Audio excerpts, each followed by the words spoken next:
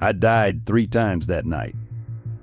The first time was at 9:47 p.m., lying on the cold metal table in St. Mary's Hospital morgue. Through some inexplicable awareness, I watched as Dr. Thompson pressed the defibrillator paddles against my lifeless chest. "Clear," he shouted, his voice echoing off the sterile walls. My body jerked, but the monitor continued its monotonous flat line. "Come on, Anna, stay with us," Dr. Thompson muttered, his forehead glistening with sweat. I could see my mother clutching my father's arm in the hallway through the window, her prayers a desperate whisper. Dad, the ever-rational scientist, stood rigid, his face a mask of disbelief as he watched the medical team fight for his 17-year-old daughter's life. The second time was at 9:52 p.m. As my vital signs faded again, something extraordinary happened. The harsh fluorescent lights of the morgue dimmed, and a warm, radiant glow filled the room. In this ethereal light, I saw Sarah, my twin sister who had taken her own life 6 months ago. She stood in the corner, her presence both comforting and terrifying. "Not yet, Anna," she whispered, her voice carrying an urgency I'd never heard before. "You have to go back. There's so much you need to know." The third time was at 10:01 p.m. As my heart stopped for the third time, the boundary between life and death blurred completely. An angel appeared, tall and majestic, its wings shimmering like liquid gold. Its voice resonated not in my ears, but in my very soul. "Anna Mitchell, you have been chosen. Your journey begins now." The harsh beeping of the cardiac monitor jolted me back to consciousness. My first breath felt like fire in my lungs, and the fluorescent lights above seemed to pierce straight through my skull. The room erupted in a flurry of activity as medical staff rushed to stabilize me. "She's back," Dr. Thompson announced, relief evident in his voice. "It's a miracle." But I wasn't the same Anna who had been brought in after the accident. The visions I had experienced during those 14 minutes of clinical death burned in my mind with crystal clarity. I saw cities in chaos, heard the cries of the lost, and felt the weight of a message I was chosen to deliver. My mother burst into the room, tears streaming down her face. "My baby," she sobbed, grabbing my hand. God heard our prayers behind her. My father stood quietly, his scientific mind already trying to rationalize what the medical charts would surely show was impossible. But there was something else, something that made my heart race despite my weakened state. During those moments between life and death, Sarah had shown me something terrible, a truth about her death that would shake our small church community to its core. And the angel's words echoed in my mind, a divine mandate that would either save souls or tear my world apart. "You must speak, Anna. For those who walk in darkness must know the light. Your sister's death was only the beginning." I tried to speak, but my throat was too dry. As the medical team worked around me, I caught a glimpse of my reflection in the window. My blue eyes, so like Sarah's, stared back at me with a new intensity. I wasn't just Anna Mitchell anymore, the quiet twin, the surviving sister, the preacher's daughter who'd lost her way after Sarah's suicide. I was now something more. A messenger, a witness, and what I had seen in those 14 minutes would change everything. The weight of this knowledge pressed against my chest harder than any cardiac arrest, because now I knew my sister's death, my survival, and the visions I'd been given were all connected in a divine plan that would either save our community or tear it apart at its very foundations. "Rest now," the nurse said softly, adjusting my IV. But how could I rest? The real journey was just beginning. Dive deeper into Anna's divine revelations and family mysteries by subscribing. Your support unlocks the truth behind Sarah's death and heaven's message. Before the night I died 3 times, I was just Anna Mitchell, the quiet half of what used to be a matching set. Growing up in Cedar Rapids, Iowa, my twin sister Sarah and I were inseparable. We shared everything: our long blonde hair, our blue eyes, our love for chocolate milkshakes at Murphy's Diner, and our spot in the church choir. But we were different too. Sarah was the bold one, the one who would speak up in youth group, while I preferred to stay in the background, observing and reflecting. Our family was a study in contrasts. Dad, Dr. James Mitchell, was a renowned physicist at the local university, his life dedicated to proving everything through empirical evidence. Mom, Elizabeth Mitchell, taught Sunday school and lived her life through unwavering faith. Somehow they made it work, their love bridging the gap between science and religion. That is, until Sarah's death changed everything. It happened 6 months ago, on a Sunday morning. They found her in the bathtub, my beautiful sister who had always seemed so full of life. The note she left behind was brief: "I'm sorry, I can't carry it anymore." None of us saw it coming, or maybe we didn't want to see it. The signs were there: her withdrawal from church activities, the dark circles under her eyes, the way she flinched when certain people came near. But we were all too caught up in our own worlds to notice. Dad retreated further into his laboratory, seeking solace in equations that couldn't explain why his daughter would take her own life. Mom threw herself into prayer with a desperate intensity, as if she could bring Sarah back through sheer faith alone. And me? I was lost in the middle, carrying the weight of being the surviving twin, the one who should have known, should have seen, should have saved her. Our house became a battlefield of beliefs. Dad would come home late, his face lined with exhaustion, muttering about brain chemistry and psychological factors. Mom would be in the living room, Bible open on her lap, talking about God's mysterious ways and Sarah being in a better place. I would sit on the stairs, listening to their whispered arguments, feeling torn between two worlds, just as I was torn between two sisters, the one I was and the one I lost.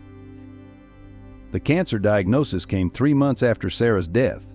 Stage 4 lung cancer, they told Mom. Terminal. Dad's science offered treatment options, clinical trials, and statistics. Mom's faith offered prayers, healing services, and hope. I watched as our family fractured further, each parent pulling me in opposite directions while I struggled just to breathe in a world without my twin. At school, I became the girl whose sister killed herself, whispers following me through the hallways. At church, I was poor Anna Mitchell, the subject of pitying glances and awkward attempts at comfort. My friends didn't know what to say, so most of them stopped saying anything at all. Even Katie Anderson, who had been my best friend since kindergarten, seemed at a loss for words. The only person who still treated me normally was Pastor David's son, Michael. He would sit with me during lunch, not trying to fill the silence with empty words, just being there. Sometimes he would bring me Sarah's favorite candy Reese's Pieces, and we would eat them together, remembering her laugh, her spirit, her light. But even Michael didn't know about the nightmares, the ones where Sarah called out to me, trying to tell me something important, something urgent. I would wake up gasping, reaching across the space between our beds only to find her side empty, cold, gone forever. Or so I thought.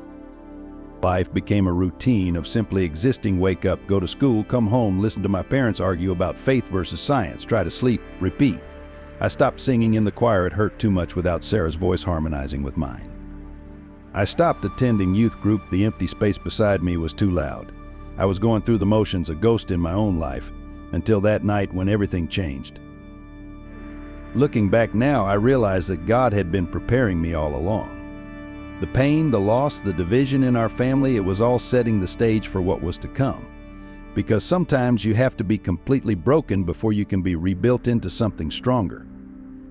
And I was about to be rebuilt in ways that would shake the foundations of everything we thought we knew about faith, family, and the thin line between life and death.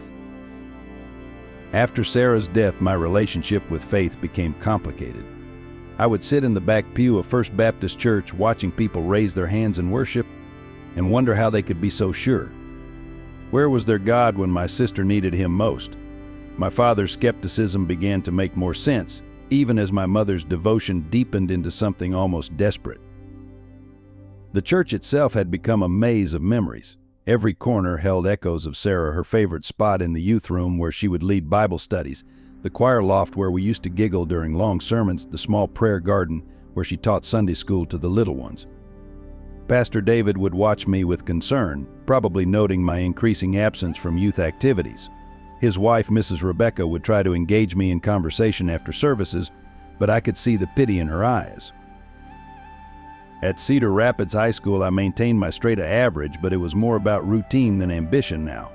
My teachers treated me with kid gloves, especially Mr. Peterson in AP Chemistry, who had also taught Sarah. He would hesitate whenever he saw me in the hallway, as if unsure whether to mention her name or pretend she never existed. I preferred the awkward silence to the well-meaning platitudes. Katie Anderson still tried to include me in everything, but I could see the strain it put on her. How do you invite your grieving friend to prom dress shopping when her twin sister won't be there to share the experience? Michael was different, though. He never pushed, never pulled away. Sometimes we'd sit on the bleachers after school, and he'd just let me talk about Sarah or not talk at all. His presence was like a warm blanket on a cold night, comfortable and safe. The dynamics at home had shifted dramatically. Mom spent hours in what used to be Sarah's room, praying and reading her Bible. She'd started a cancer support group at church, turning her own diagnosis into a ministry opportunity. God gives us trials to help others, she would say, her voice strong even as her body weakened. Dad threw himself into research, both at the university and at home, searching for experimental treatments and alternative therapies. Their approaches to Mom's illness perfectly illustrated their divided worldviews: faith versus science, prayer versus procedure. I found myself walking a tightrope between them. During the day, I'd accompany Mom to her chemotherapy sessions, holding her hand as she prayed through the nausea. In the evenings, I'd help Dad compile research papers and clinical trial data, watching him highlight potential treatments with desperate precision. The weight of being their only remaining daughter pressed heavily on my shoulders. My own grief came in waves. Some days I could almost pretend everything was normal. Other days, the smallest things would shatter me, finding one of Sarah's hair ties under my bed, catching a whiff of her favorite perfume on an old sweater, hearing someone laugh who sounded just like her. These moments would send me spiraling into what Dad called emotional disruption and Mom called spiritual warfare. The church community tried to help in their own ways. Mrs. Johnson from the prayer group brought casseroles every Tuesday. The youth pastor, Mark, would save me a seat at Wednesday night services even though I rarely showed up anymore. The elderly choir director, M.S. Rose, would leave sheet music in our mailbox, songs about hope and healing that I couldn't bring myself to sing.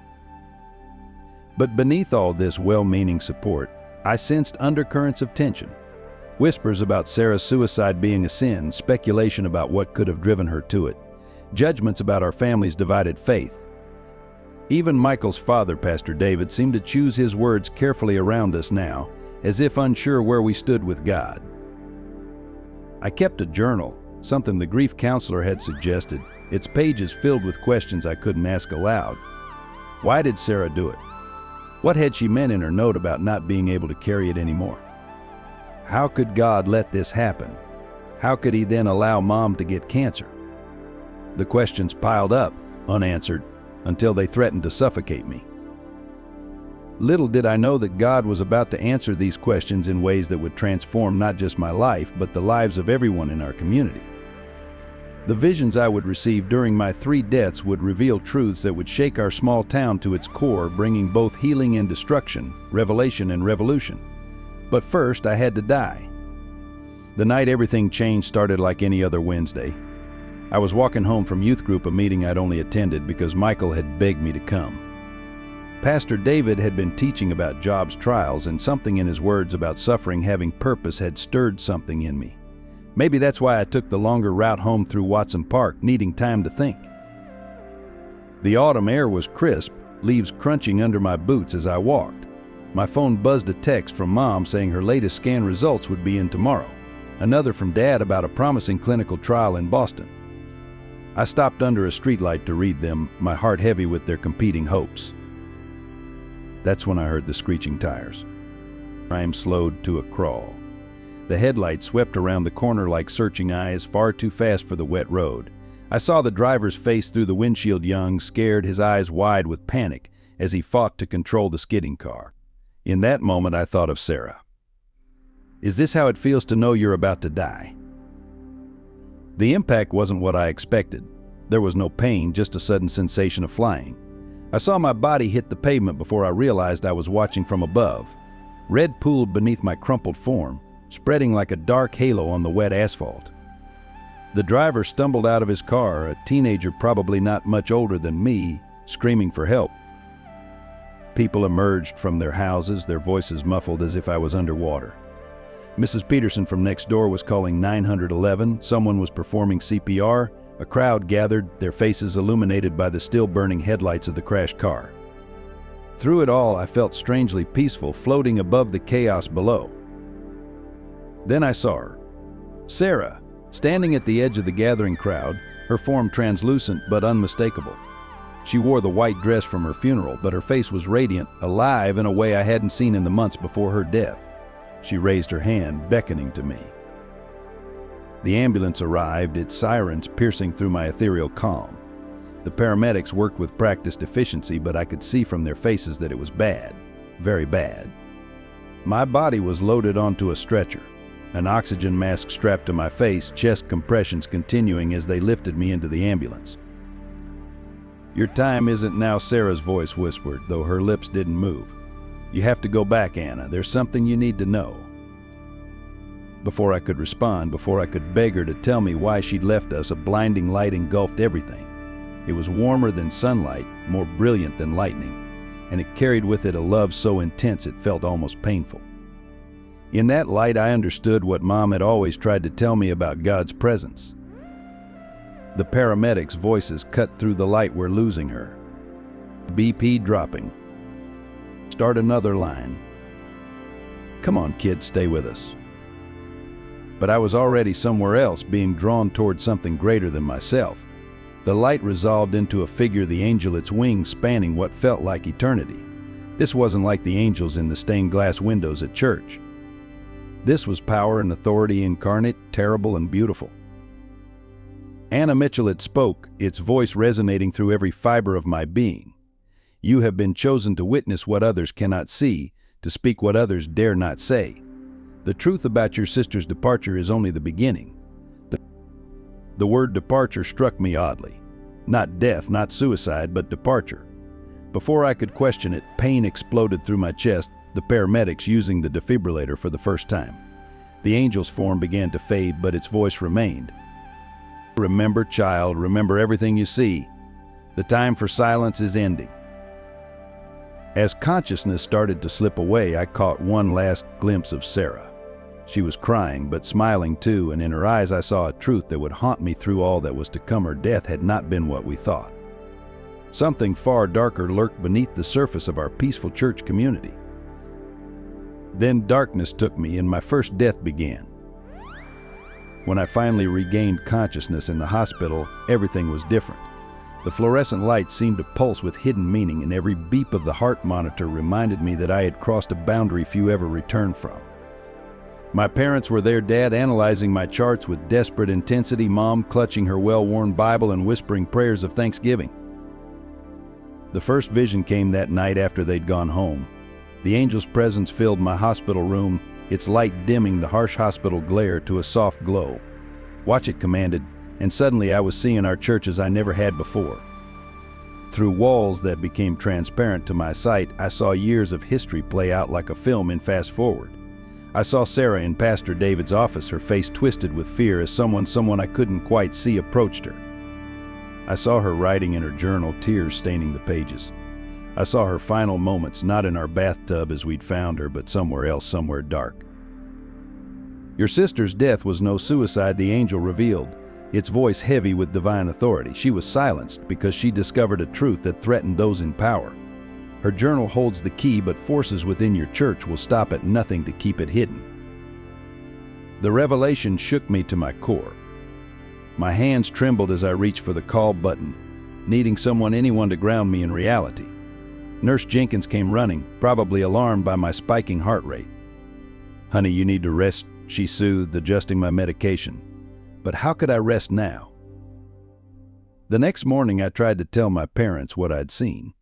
Dad immediately blamed the morphine, launching into a detailed explanation of how near-death experiences could be explained by oxygen deprivation and chemical reactions in the brain. Mom listened more openly, her eyes filling with tears as I described seeing Sarah. But when I mentioned the angel's warning about the church, she withdrew, her face clouding with worry.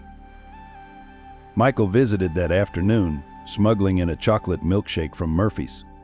When I told him about the vision, he didn't dismiss it like the others. Instead, he grew quiet, thoughtful. "There have been rumors," he finally admitted. "Things Dad, Pastor David won't talk about, but Anna, if what you're saying is true, then everything we believe about our church could be a lie," I finished for him. The visions continued throughout my hospital stay. Each one revealed more details about Sarah's last days, the secret meetings she'd witnessed, the documents she'd discovered, the threats she'd received. But they also showed me something else, a small group of faithful believers within the church who suspected the truth but had been afraid to speak out. "Your voice will be their courage," the angel told me. But be warned, speaking truth to power comes at a great cost. As if to emphasize this warning, Pastor David visited the next day. His concern seemed genuine as he prayed over me, but there was something else in his eyes when I mentioned Sarah, a flicker of, what? Fear? Guilt? He left quickly after that, making excuses about another appointment. By the time I was discharged a week later, I had filled 3 notebooks with everything I'd seen. The angel's presence had become almost constant, guiding my hand as I wrote, helping me connect dots I hadn't even known existed. But with each revelation came more questions, more dangers.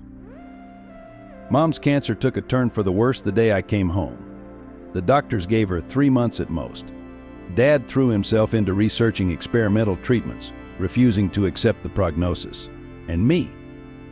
I stood at the threshold of a choice. I could stay quiet, protect what was left of my family, let Sarah's truth remain buried.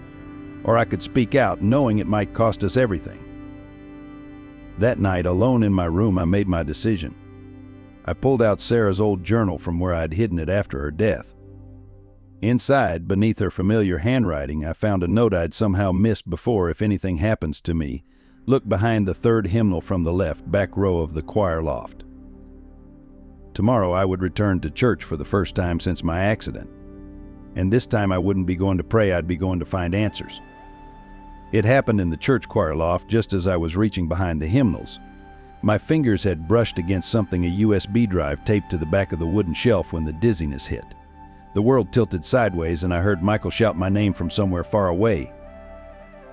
This time death came like an old friend. No violent accident, no desperate paramedics, just a quiet slipping away. The church ceiling faded, replaced by that now familiar divine light. But this time was different. Instead of the angel, I saw Sarah more clearly than ever before. She stood in what looked like Pastor David's office, but it was wrong, somehow darker, distorted. Watch, she commanded, her voice carrying the same authority the angels had. Watch what they did to me. The scene unfolded like a nightmare. Sarah discovering financial records on Pastor David's computer, hundreds of thousands of dollars missing from the church's charity funds. Sarah confronting not just Pastor David, but the entire church leadership. Sarah being cornered after choir practice by Elder Thomas, his fingers digging into her arm as he warned her to keep quiet. They said they'd hurt you if I talked. Sarah's voice broke through the vision. They said they'd make sure Mom never got treatment for her cancer. They said Dad would lose his position at the university. I couldn't let them destroy our family, Anna. But I couldn't live with the guilt either. My spirit self reached for her, but the scene changed again. I saw Sarah in the church basement, not our bathroom. Elder Thomas was there, and others, faces I'd known my whole life, trusted, respected. They were arguing, voices raised. Sarah was crying, backing away. Someone grabbed her. A struggle, a fall, the sickening crack of her head against the corner of the desk. They made it look like suicide, Sarah whispered. They used my depression, my withdrawal from church activities. They created the perfect story. And everyone believed it because it was easier than facing the truth.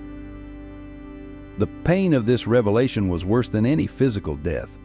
I screamed, a sound of pure anguish that shattered the vision like glass. The angel appeared then, its wings wrapping around both Sarah and me. Now you understand, it said, this is why you were chosen. The corruption runs deep, but it cannot stand against divine truth. Your sister's death was not the end, it was the beginning of a purification.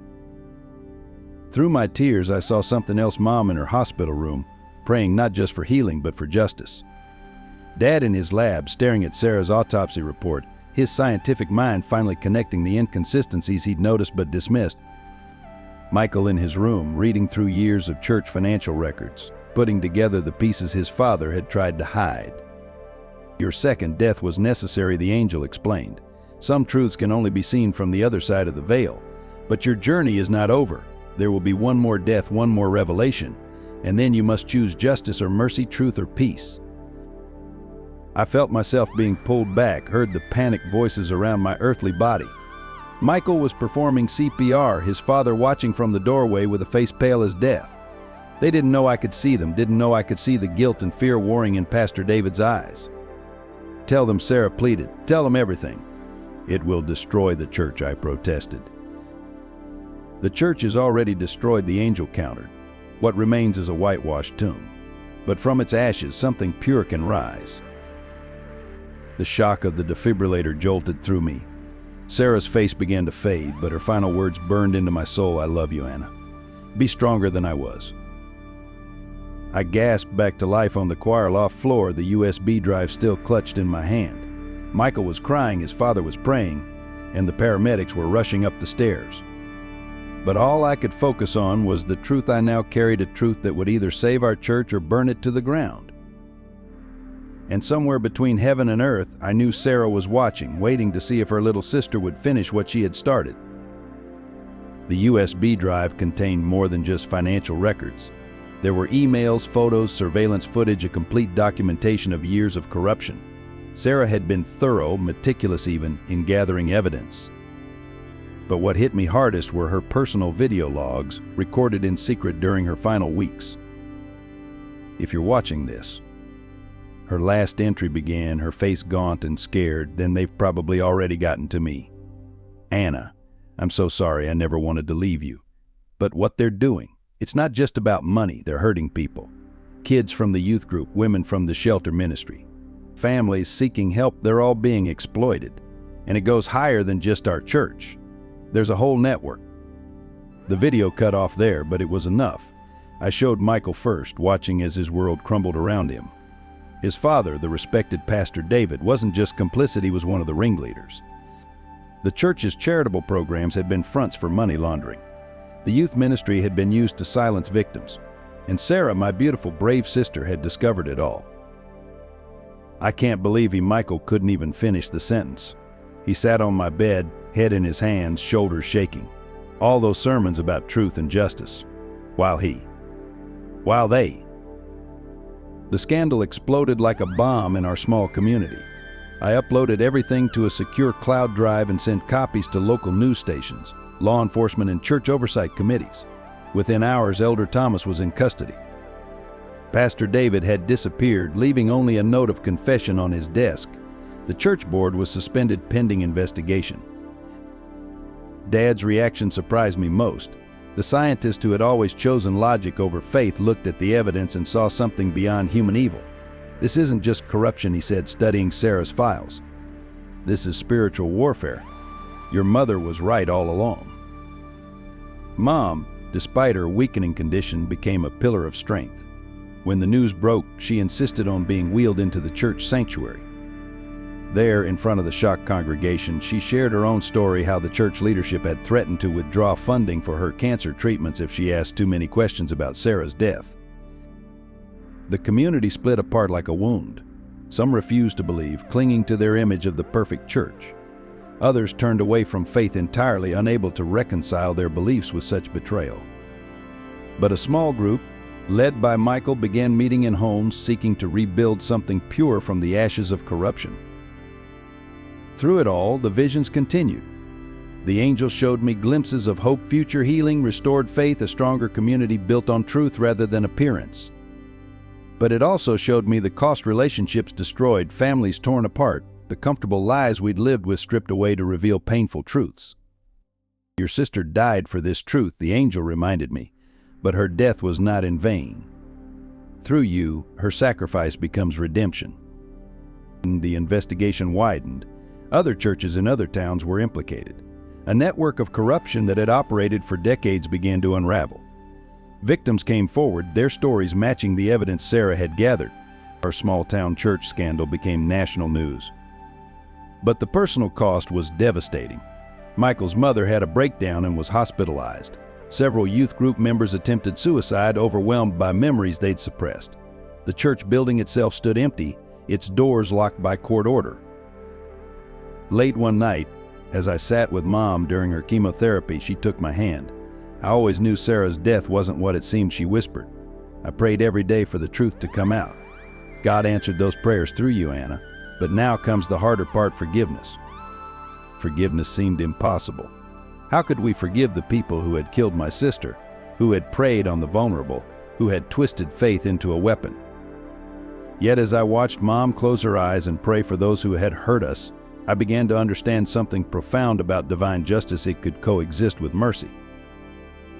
The angel's words echoed in my mind, truth without love destroys, but truth with love transforms. We were about to discover just how transformative it could be, as my third and final death approached, a death that would either heal our broken community or shatter it beyond repair. In the weeks following the scandal, my life transformed into a whirlwind of activity. News outlets from across the country contacted me for interviews, wanting to hear about Sarah's evidence and my near-death visions. While most focused on the corruption angle, I insisted on sharing the deeper spiritual truth. This wasn't just about money or power, but about the battle between light and darkness itself. My YouTube channel, Truth Through Light, started as a simple way to share Sarah's story. The first video was just me sitting in my bedroom reading from her journal.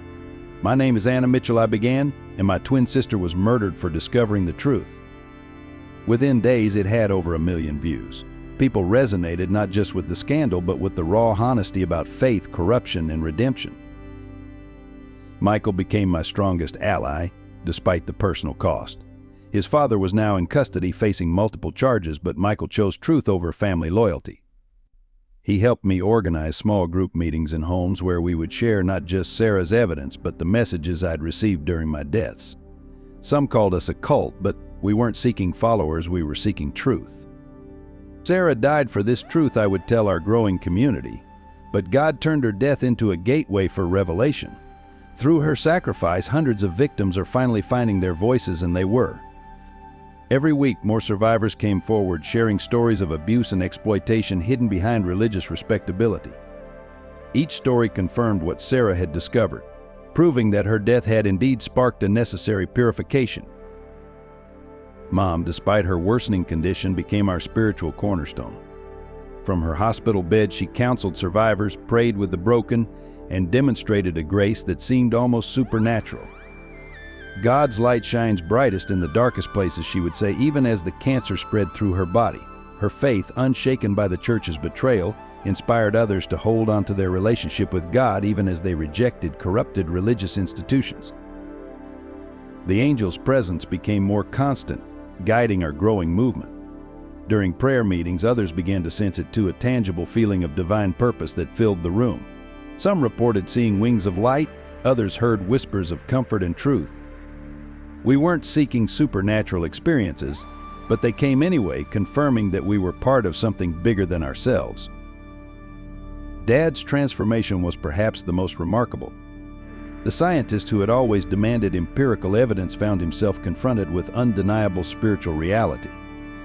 He started attending our meetings, not just to support me, but because he had seen something that his scientific worldview couldn't explain. There's more to reality than what we can measure, he admitted one night.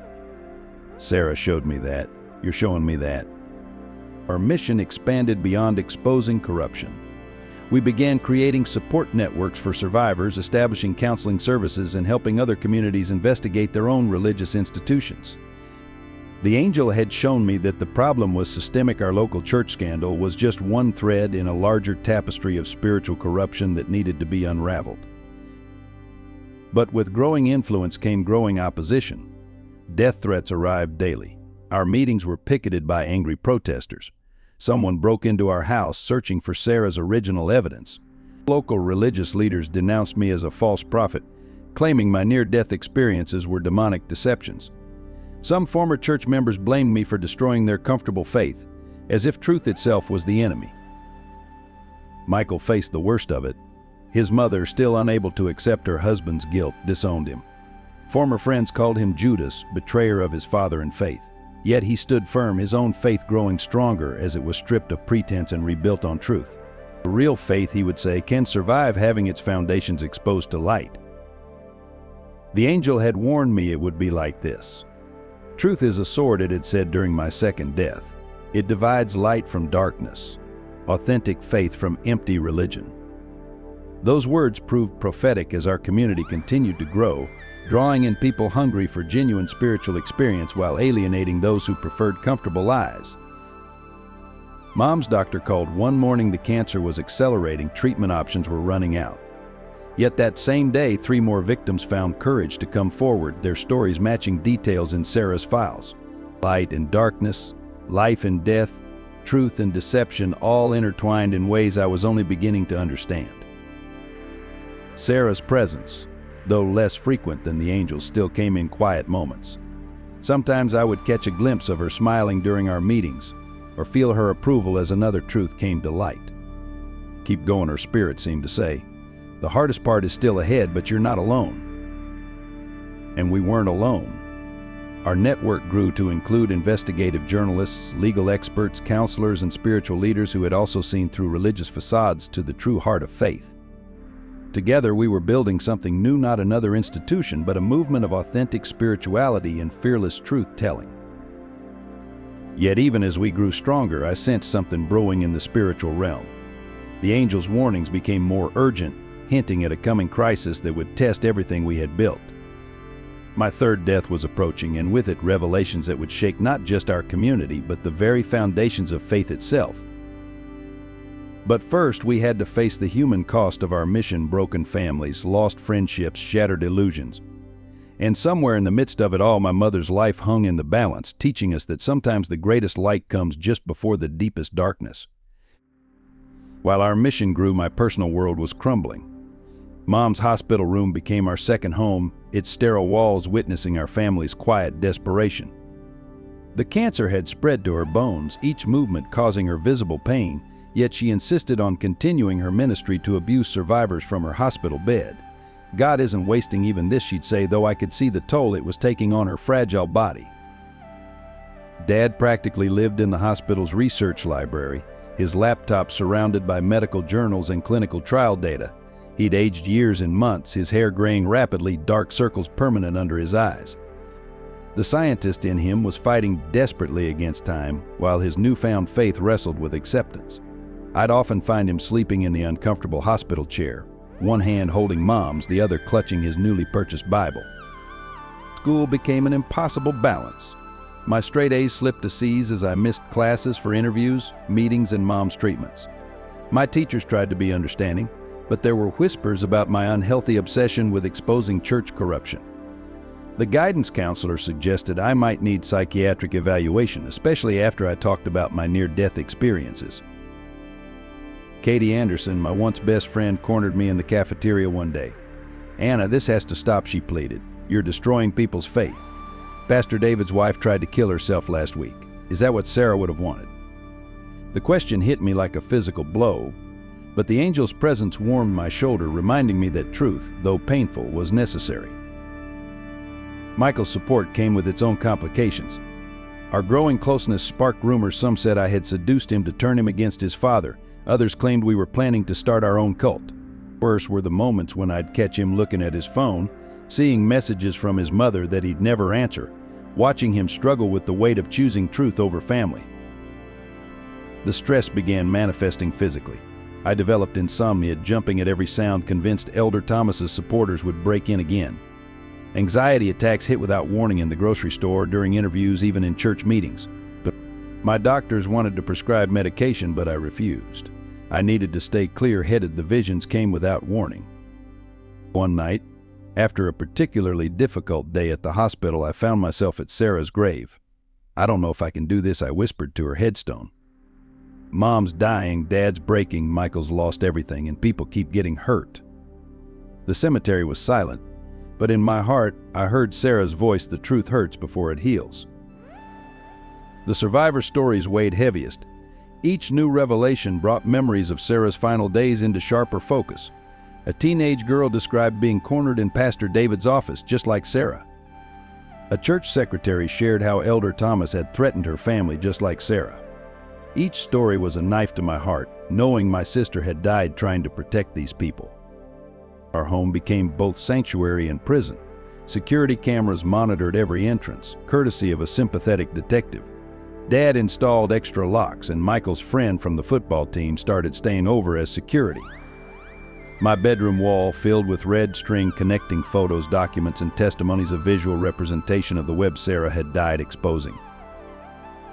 The emotional toll showed in unexpected ways.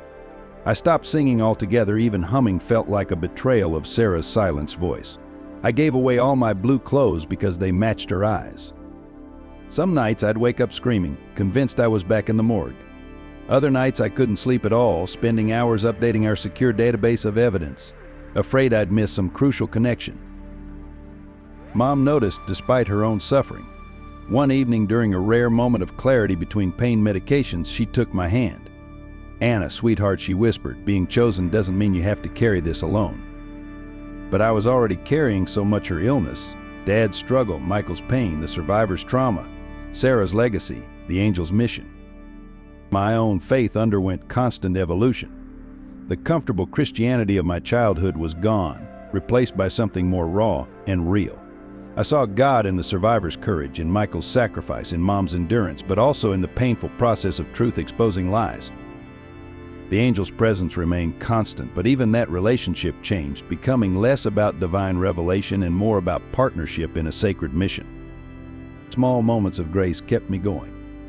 A survivor's first smile after sharing their story. Dad falling asleep reading Psalms instead of medical journals. Michael laughing genuinely for the first time since his father's arrest. Mom having enough strength to braid my hair like she used to do for Sarah and me. But the cost was always present. My college application sat untouched. How could I plan a future when the present demanded everything? Friends stopped inviting me to parties or study groups, either afraid of association or tired of my constant distraction. Even our old church building, now empty and dark, seemed to stand as a monument to everything we'd lost. The angel had warned me about this part, the lonely space between revelation and resolution.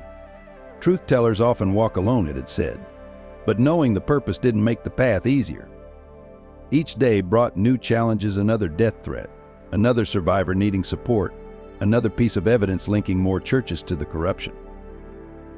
Through it all, I held on to one truth: Sarah had died for this cause, but her death had opened a door that couldn't be closed.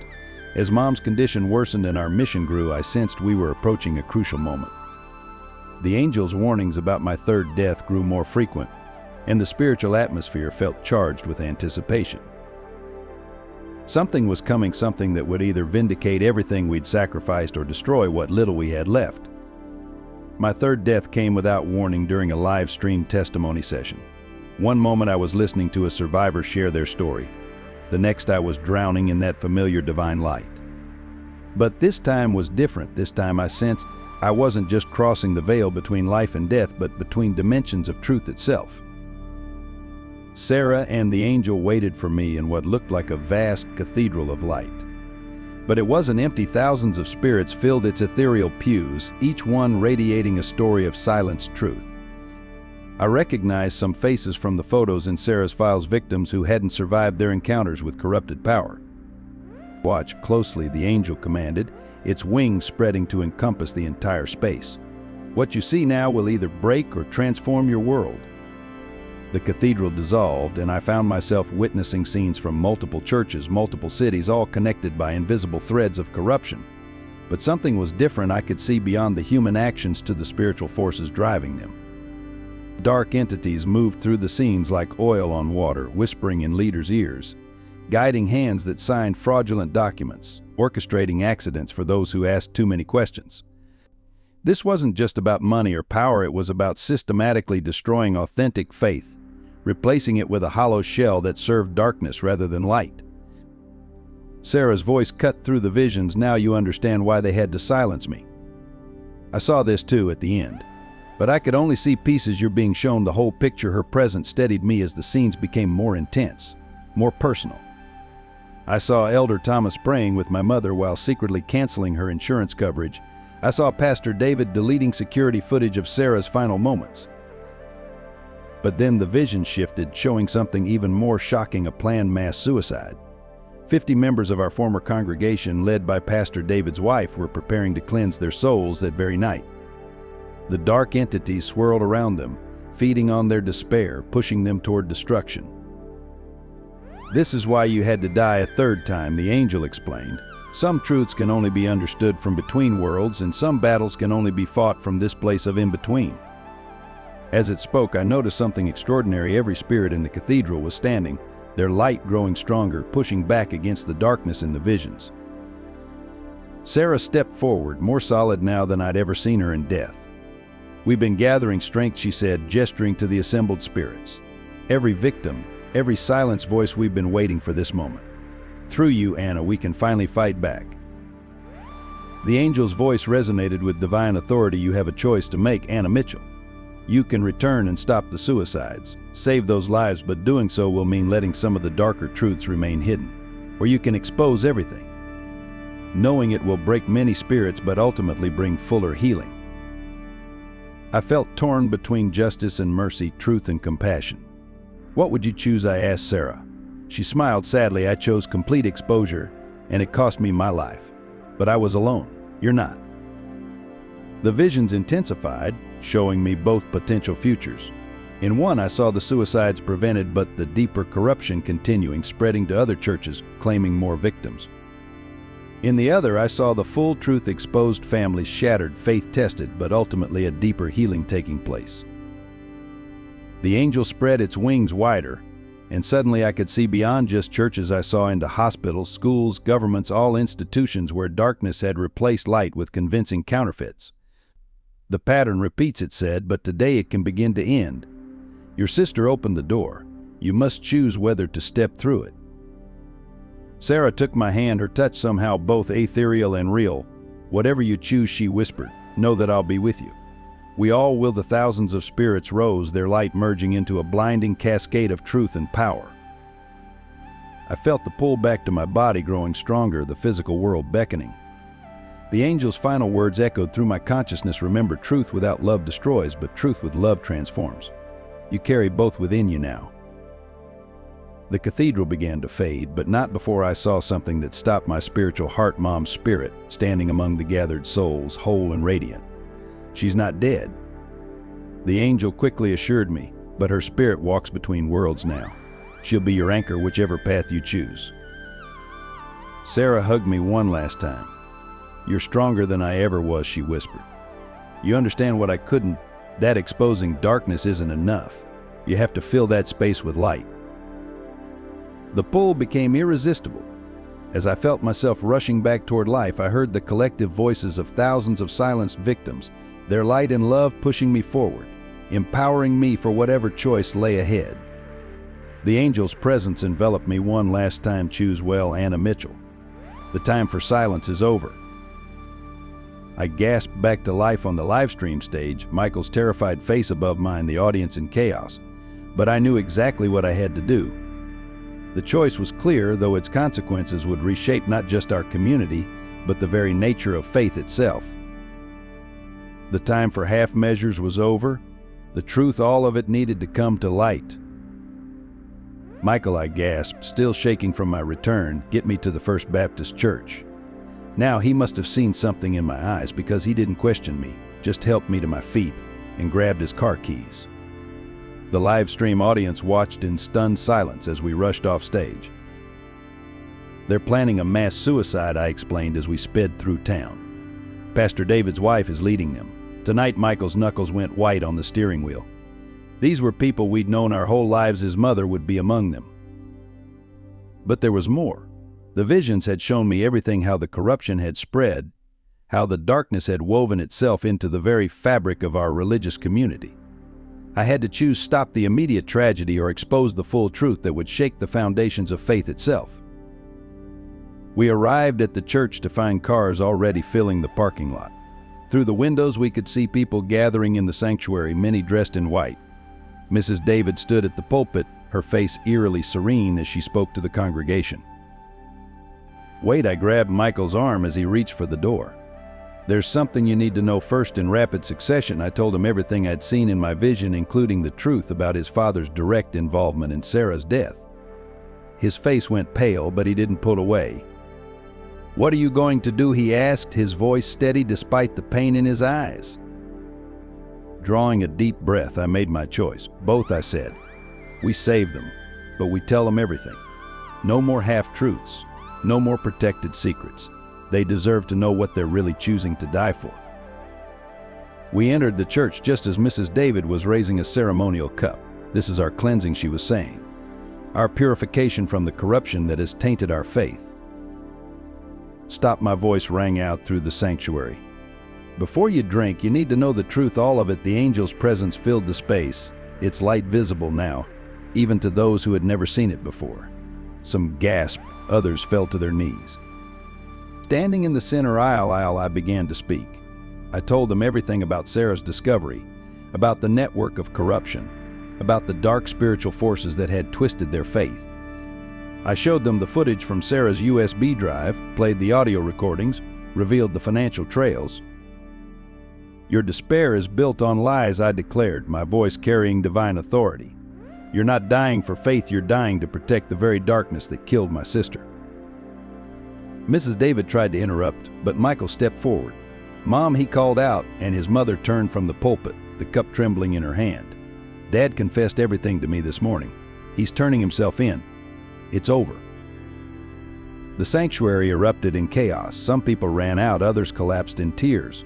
Mrs. David dropped the cup, poisoned wine spreading across the altar like blood. Through it all, I felt Sarah's presence stronger than ever as the last pieces of truth came to light. Then something extraordinary happened. Mom appeared in the doorway, wheeled in by Dad. Despite her weakness, she radiated the same light I'd seen in my vision. "I forgive them," she announced, her voice carrying to every corner of the sanctuary. "And so does God." Those simple words broke something in the room. Mrs. David fell to her knees, sobbing. Others followed, years of suppressed guilt and pain pouring out. The angel's presence grew stronger, its light filling the space where darkness had reigned. One by one, people began to share their own stories, not just about the corruption, but about their genuine experiences of faith. A teenager spoke about questioning God after Sarah's death. A deacon admitted to suspecting the truth but staying silent out of fear. Mrs. David revealed her own abuse at the hands of church leadership. "This is what real revival looks like," Mom said softly. "Truth setting people free." By midnight, the church was transformed. The suicide pact was broken, replaced by a commitment to genuine healing. Plans were made for counseling, support groups, and a complete restructuring of church leadership. The angel's words echoed in my mind, "Truth with love transforms." The cost was high. Some families would never recover from the revelations. Some people's faith would never be the same. But as I watched former victims and perpetrators praying together, I saw something new being born, a faith built on truth rather than appearance, on authenticity rather than authority. Michael found me sitting in the choir loft afterward, emotionally exhausted but at peace. "You chose both justice and mercy," he said, sitting beside me, just like he did on the cross. Looking out over the empty sanctuary, I could still see traces of Sarah's presence, now joined by thousands of other spirits victims whose stories would finally be told. The angel appeared one last time, its light gentler now. "The hardest part is still ahead," it said. "Living in the truth is more challenging than exposing it. But you won't walk this path alone." As if in confirmation, I heard Mom's voice calling from below. She was sitting with Mrs. David, their hands clasped in prayer. Dad stood nearby, his scientist's mind visibly wrestling with the supernatural events he'd witnessed. The night had changed everything, but it wasn't an ending, it was a beginning. The truth had come to light, but now came the real work of transformation. Looking up at the cross hanging over the altar, I whispered a prayer of thanks for the strength to choose both truth and love. Sarah would have been proud. The aftermath of that night at First Baptist brought a wave of tragedy I wasn't prepared for. Within a week, 3 former church members took their own lives, unable to bear the weight of exposed truth. Among them was Elder Thomas, who left behind a detailed confession and a desperate apology to Sarah. His death shattered what remained of our church community, splitting it between those who saw his suicide as evidence of genuine remorse and those who viewed it as a final act of cowardice. The media descended like vultures, turning our small town's tragedy into national entertainment. Headlines screamed about cult mass suicide prevented and teen prophet exposes church scandal. Reporters camped outside our house, shouting questions about Sarah's death, my visions, the corruption. They turned my sister's murder into clickbait, her story into sound bites. But the deepest cut came from Katie Anderson. She appeared on a national news program, tears streaming down her face, describing how I had destroyed the faith of hundreds. She shared childhood photos of Sarah and me, painting a picture of a grieving sister who had snapped under pressure, inventing conspiracy theories to cope with loss. "The real Anna died with Sarah," she said, looking directly into the camera. "This person wearing her face. She's someone else entirely." The betrayal hit Mom hardest. Katie had been like a third daughter to her, spending countless nights at our house, joining our family prayers. Now, as Mom's condition worsened, Katie's words seemed to accelerate her decline. The doctor said the cancer was spreading faster than expected, but I saw how the heartbreak dimmed the light in her eyes. Michael faced his own devastation. His mother, despite being saved from the mass suicide, suffered a complete psychological breakdown. She was institutionalized after attempting to burn down their house, claiming she needed to purify it with fire. Michael moved in with us, sleeping on our couch, his nights punctuated by nightmares of his father's crimes. The survivors' support group we'd built began to fracture. Some couldn't handle the publicity, retreating into silence. Others became angry, demanding justice that the legal system seemed unable to provide. A few turned to alcohol or drugs, seeking escape from memories they could no longer suppress.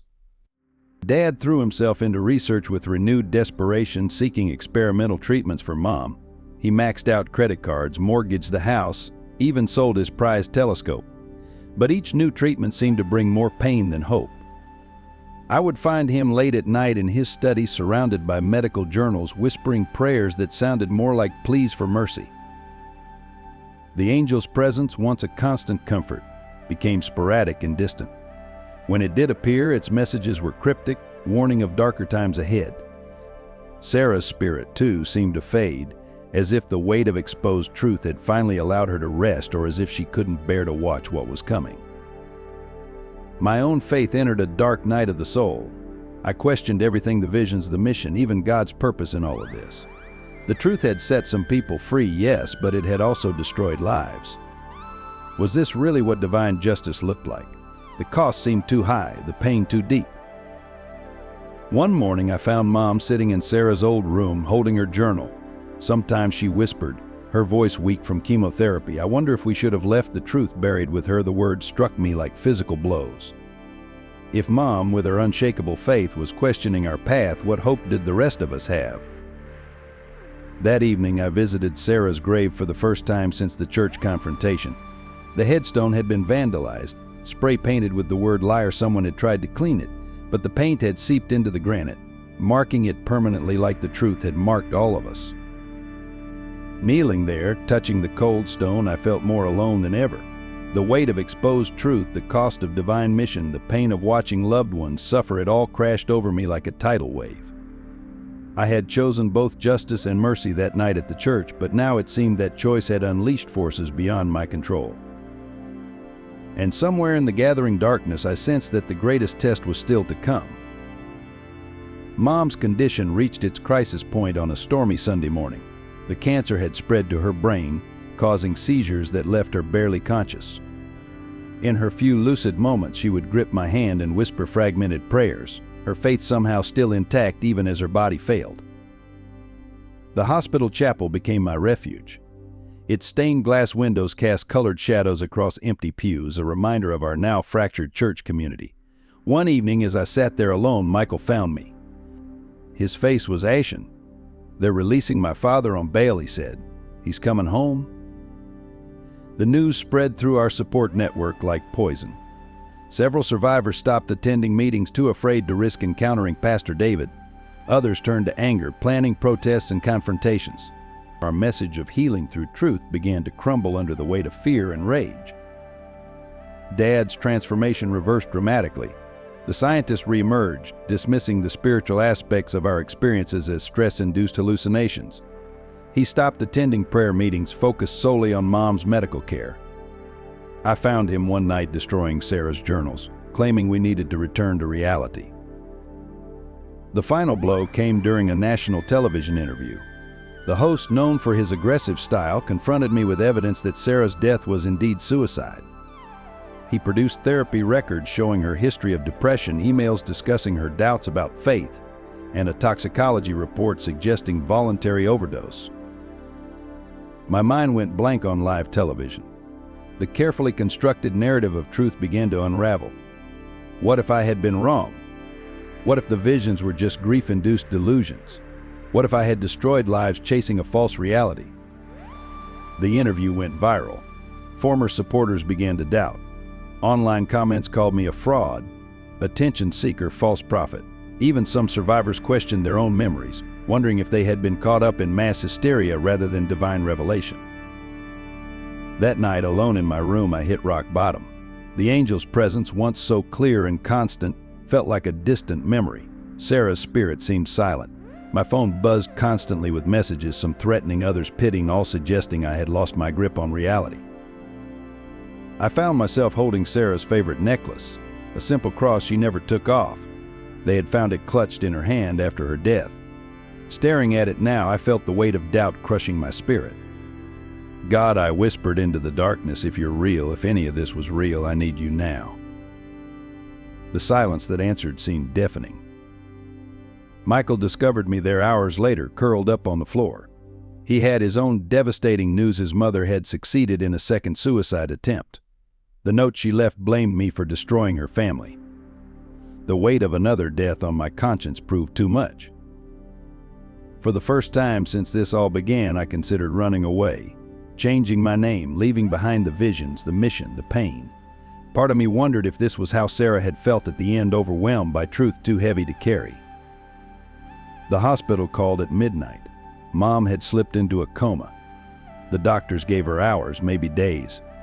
Dad barred me from her room, claiming my presence and religious delusions were disturbing her final moments. I stood in the hospital corridor, watching through the window as he held her hand, his shoulders shaking with sobs. Our support group's last meeting drew only 3 people. The room that had once buzzed with healing and hope now felt like a tomb. One of the survivors, a teenage girl who had been key to exposing the abuse, announced she was recanting her testimony.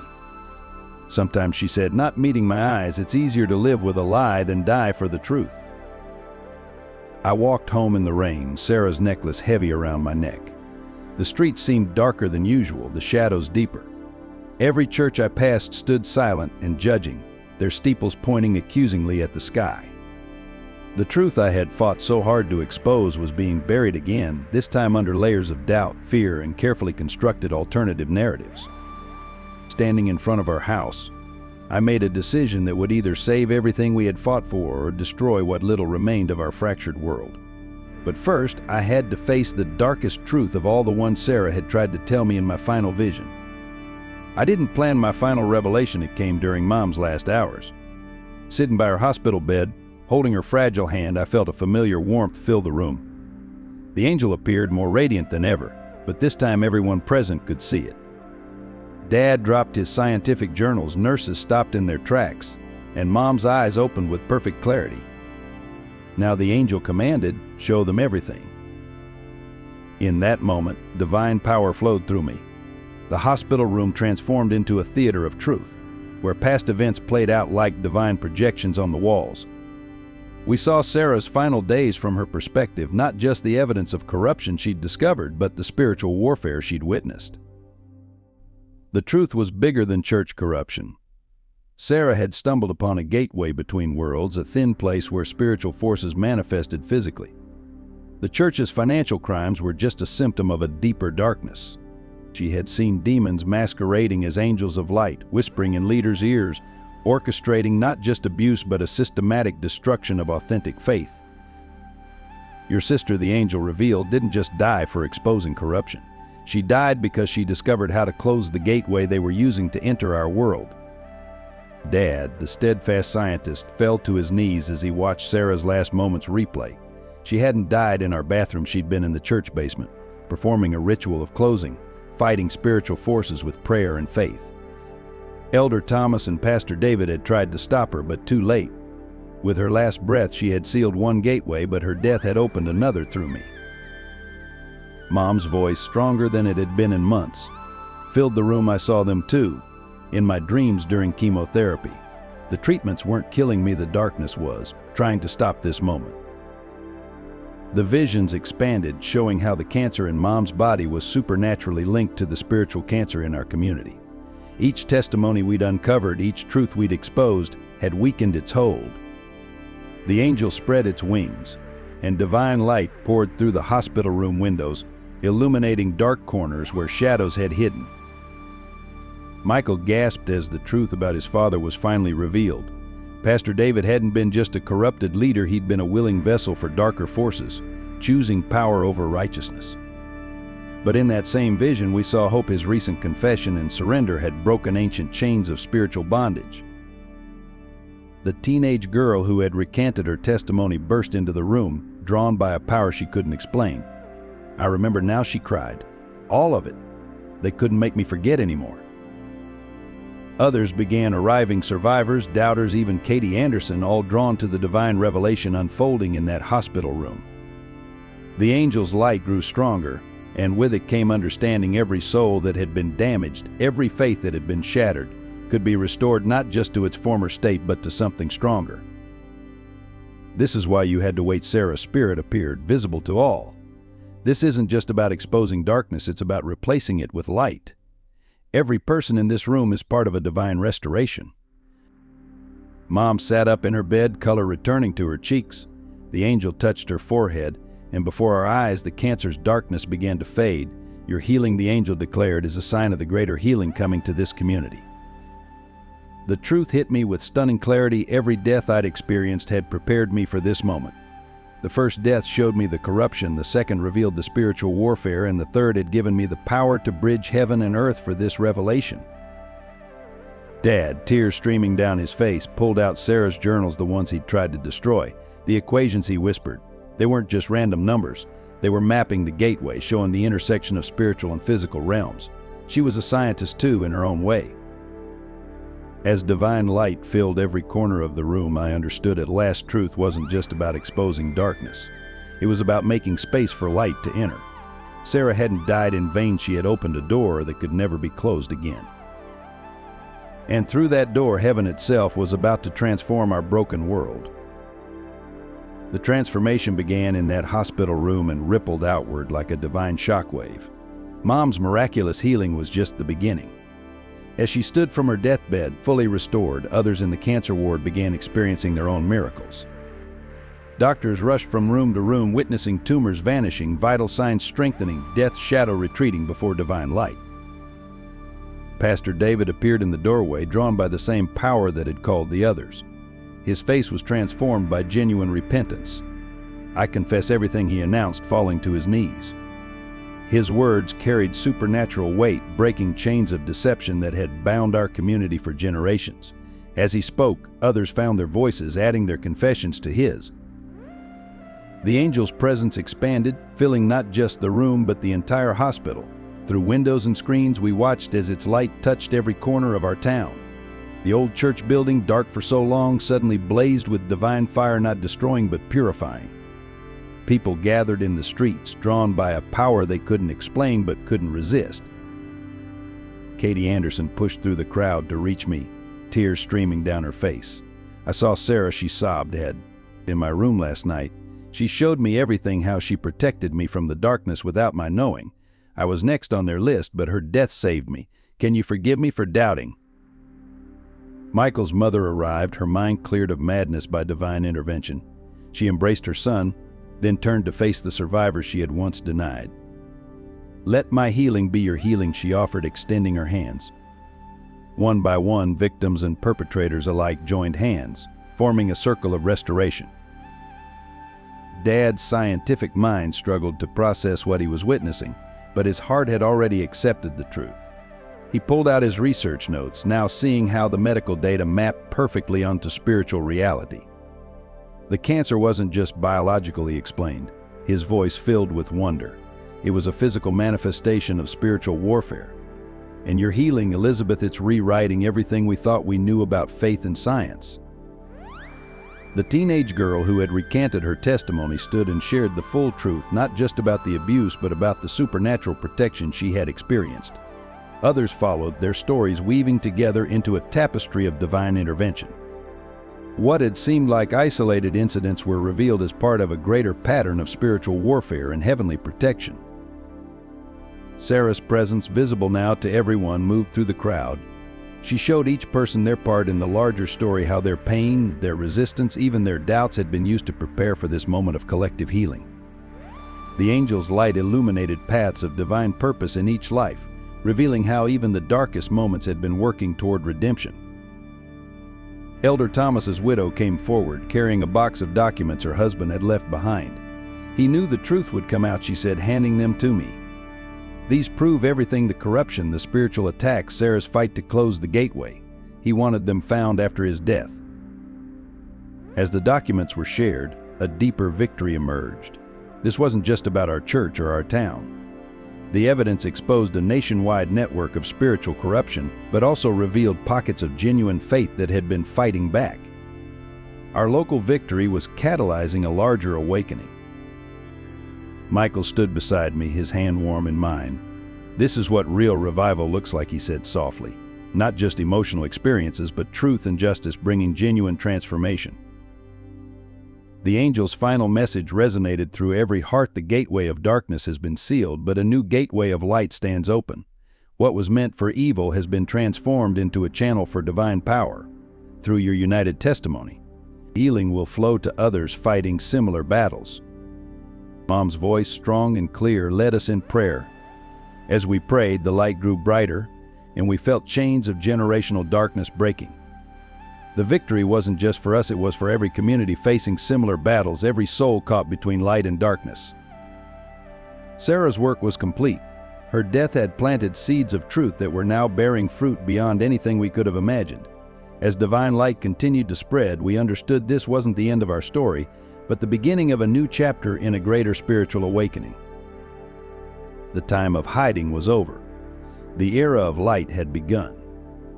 1 year after the hospital revelation, our community was unrecognizable in the best possible way. The old First Baptist Church building had been transformed into a healing center, where survivors led support groups and divine light continued to transform lives.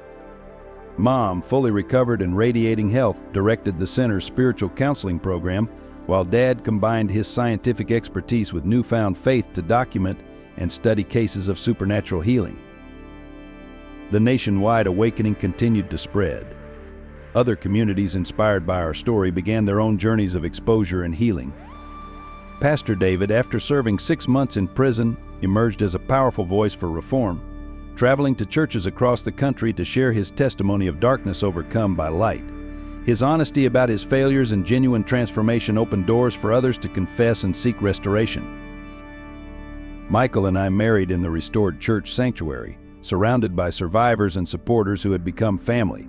Sarah's presence was palpable during the ceremony, not as a ghost of tragedy, but as a beloved sister whose sacrifice had paved the way for joy.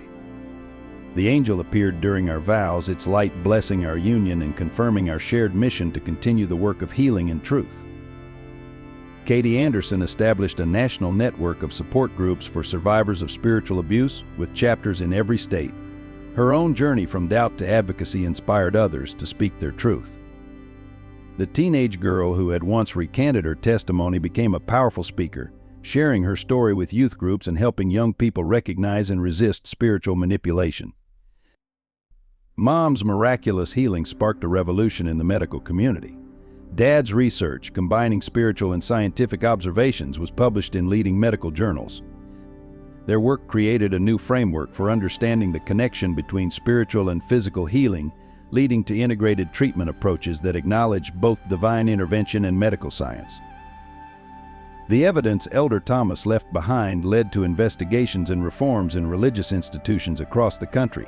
Financial accountability measures were implemented, abuse prevention protocols strengthened, and spiritual authenticity prioritized over appearance. The darkness that had hidden behind religious facades has found itself increasingly exposed and powerless. Michael's mother became a fierce advocate for mental health awareness in religious communities. Her own story of breakdown and divine restoration opened conversations about the intersection of faith and psychological well-being. The stigma around mental health in our community began to crumble as people shared their struggles and victories openly. Our support group evolved into a formal ministry, offering both spiritual and practical help to survivors. We saw marriages restored, families reunited, and faith reborn, not in its old, superficial form, but as something deeper and more authentic.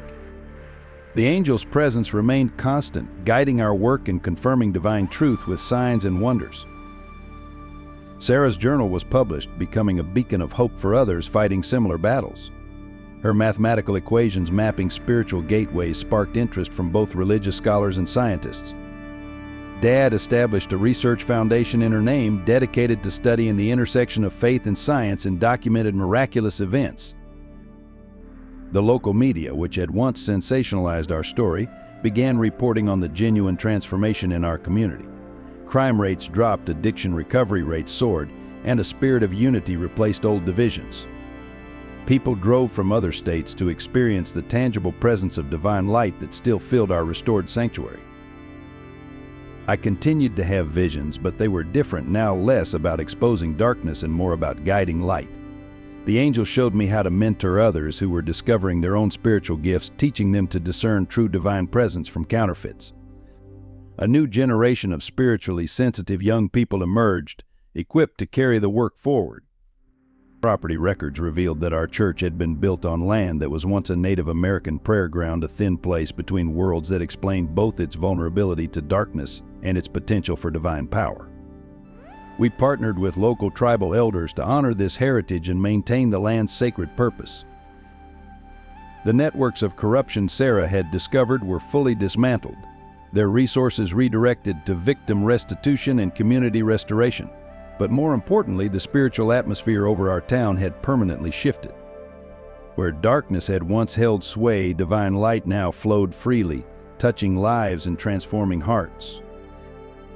Through it all, we kept Sarah's memory alive, not as a victim, but as a victor whose courage had sparked a movement of truth and healing. Her grave became a place of hope rather than sorrow, marked now by fresh flowers and notes of gratitude from lives she had helped save. The light had won, and its victory was permanent. Looking back now, 5 years after my first death, I understand what the angel meant about truth with love transforming everything. Our story wasn't just about exposing corruption or fighting spiritual darkness, it was about the power of authentic faith to heal and restore. Mom's health remains perfect, a living testament to divine healing. She and Dad have found a beautiful balance between faith and science, showing others that they don't have to choose between the two. Their marriage, tested by tragedy and strengthened by truth, inspires couples facing similar battles. Dad's research continues to bridge the gap between spiritual and scientific understanding, opening minds and hearts to bigger possibilities. Michael and I lead the Healing Center together, our lives a testament to how love can grow even in the darkest soil. Our first child, a daughter, bears Sarah's middle name, but she carries her own unique light. Sometimes I catch her talking to her Aunt Sarah's spirit, their giggles echoing through our restored sanctuary like music. The angel still appears, though less dramatically now. Its presence is gentler, more like a friend than a divine messenger. The greatest miracles, it told us recently, are not the supernatural displays of power, but the everyday transformations of human hearts choosing light over darkness, truth over comfort, love over fear. Sarah's legacy lives on in unexpected ways. The mathematical equations she discovered continue to yield new insights into the intersection of spiritual and physical realms. Young scientists and theologians study her work, finding fresh perspectives on ancient truths. Her story has become a beacon of hope for others facing seemingly insurmountable darkness. Our community has learned that healing isn't a destination but a journey. Some wounds take longer to heal, some truths are harder to face, but the light remains constant. We've created space for questions, doubts, and struggles, knowing that authentic faith is strong enough to handle them all.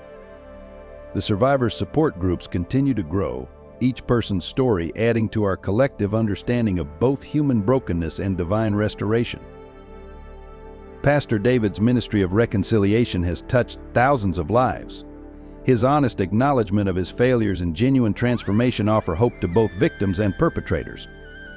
His wife, healed from her breakdown, works alongside him, their restored marriage a powerful testimony to the possibility of genuine change.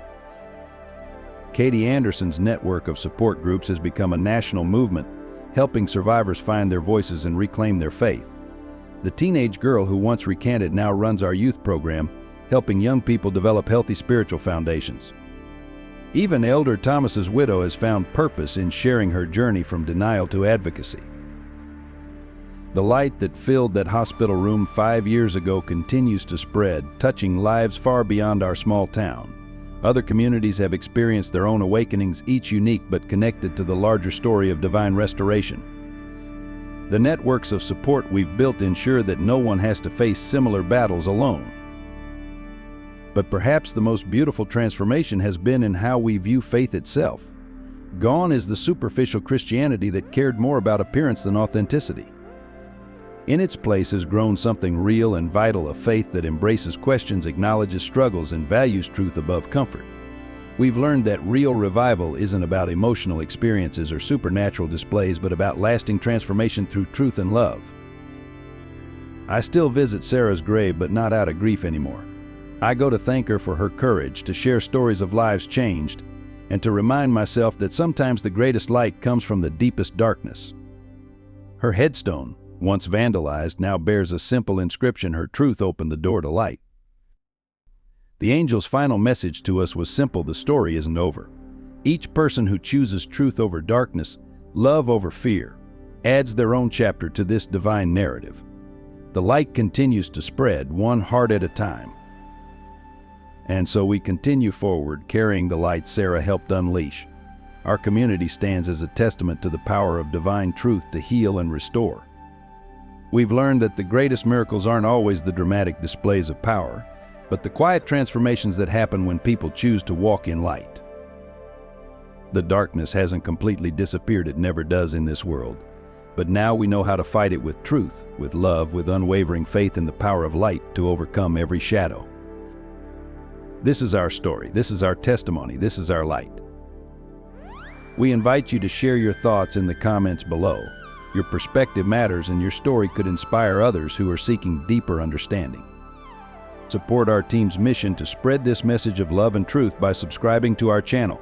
Each subscription helps us reach more people with stories that matter. Share this video with friends and family who might need to hear this message of hope and transformation. Together we can build a community of understanding and acceptance. Don't forget to like this video, it helps others find this story of faith, science, and divine love. Join us on this continuing journey of discovery and transformation. Your engagement makes a difference.